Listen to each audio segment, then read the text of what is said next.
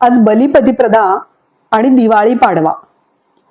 आता आपापल्या पद्धतीनुसार आपण ती पूजा आणि ओवाळणी तर करणारच आहोत, पण आपल्या घरातलं राज्य शांत, सुखी आणि आनंदी हवं असेल तर पती पत्नीनी नेमकं कसं वागलं पाहिजे हे आज आपण बघणार आहोत.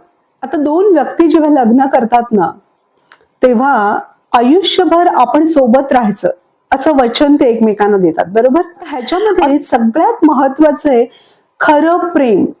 म्हणजे ह्याच्यासाठी मी एक इंग्रजी शब्द घेतलाय, ट्रू लव्ह. आता ट्रू लव्ह म्हणजे नेमकं काय आपण बघूया. तर इथे आपण बघणार आहोत ट्रू लव्ह आणि ह्या शब्दाची फोड. आता पहिला आहे टी, ट्रस्ट म्हणजे विश्वास. एकमेकांचा खूप विश्वास पाहिजे एकमेकांवर. दुसरं आहे आर म्हणजे रिस्पेक्ट.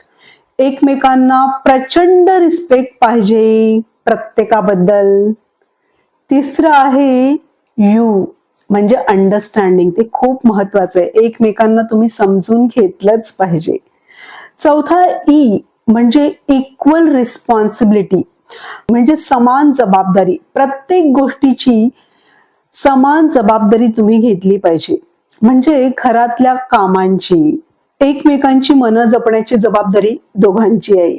दोन्हीकडची नाती सांभाळण्याची जबाबदारी दोघांची सुद्धा आहे. तसंच एकमेकांचे गुणदोष समजून घेण्याची जबाबदारी दोघांचीही समान आहे. आणि पुढचा आपला शब्द आहे लव. आता दोन व्यक्ती एकमेकांशी लग्न करतात, त्यामुळे निश्चितच प्रेम हा खूप महत्वाचा घटक त्यांच्यामध्ये आहे. आणि आता इथे एक गोष्ट लक्षात घ्यायची की प्रेम म्हणजे फक्त तुम्ही एकमेकांवर केलेलं प्रेम असं नाही. जेव्हा लग्न आपण करतो तेव्हा दोन कुटुंब जवळ येतात, त्यामुळे दोघांची ही जबाबदारी आहे की पूर्ण कुटुंबावर तुम्ही अगदी मनापासून प्रेम केलंच पाहिजे.